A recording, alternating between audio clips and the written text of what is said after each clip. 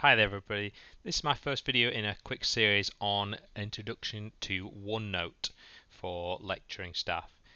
This video we're going to talk a little bit about how to set up a class notebook in OneNote and how you can add students and other lecturers if you need to. To get to OneNote you can either type in portal.borderscollege.ac.uk in your address bar and head there to get you to this page, and then once you're there you can use the Office 365 link here. Note that this is in the student portal. You'll have to click the link if you aren't in that already.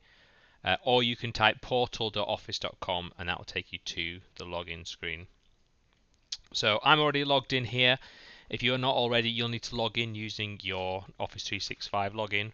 Remember, it's your initial and surname at borderscollege.onmicrosoft.com, and you should have set up your password previously after you got a temporary password. Once we get into the main screen here, the hub, what we're looking for to set up a new class notebook is we're going to click on the class notebook icon here. Be careful, there's also a one here for OneNote. We'll talk about that one later. When you're setting up a new class notebook, this is the one you need. So this should drop you in at this screen here saying welcome to OneNote class notebook.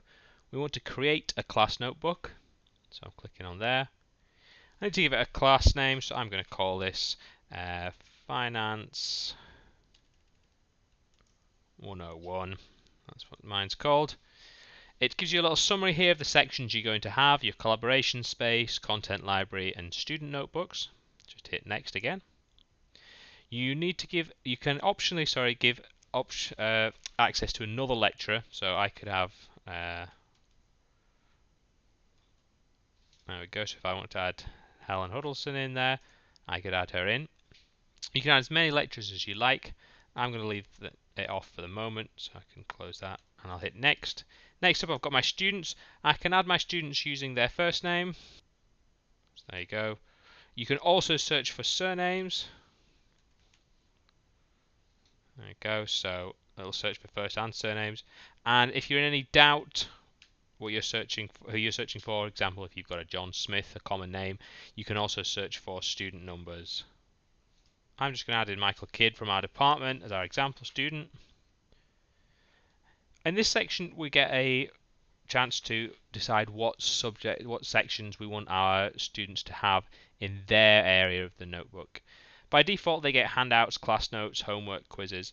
You can remove these if you don't want to use them, and if you click add more it will let you add new sections with any name you want. So I'm going to call mine Unit 1 and I'm going to have a Unit 2. Be careful that you do need to give your students at least one section, otherwise when they come in they'll have no sections in their area of the notebook and they won't be able to edit their area at all or add any pages to it. So you need to give them at least one section.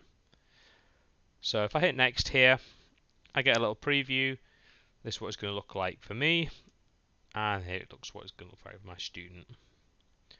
So if you hit create, it'll take a couple of minutes to set up your notebook depending on how many students are in your group, but if you let this carry on it'll take you through to the notebook.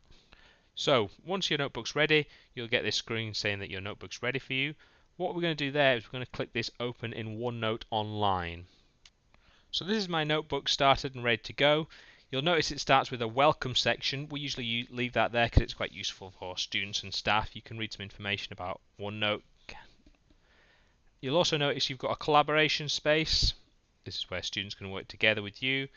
And you'll also notice there's a content library and the list of any of your students will be down there. Each student gets their own section. We'll talk more about those sections later on. Last thing I want to mention in this video is if you decide later on after creating your notebook that you want to add in extra staff or students, what you can do is if you go to the class notebook option at the top here, you've got a section here called manage. So here we can add, remove students or teachers. So I'm going to hit add, remove students. This has opened up a new tab for me. It'll ask you which notebook you want to add or remove students from. So I'm going to click my Finance 101 and here I can add in students. You can also remove students. When you do that you'll be asked if you want to also delete their content, and then hitting next will add or remove those students. I'm going to undo that. Hit next. There you go. You'll get a chance to confirm your student changes, and then update will make those changes. Once you finish that, you can close that tab and it'll drop you straight back to your notebook. Hopefully that was useful. In the next couple of videos, we're going to take a look at the collaboration space and the content library.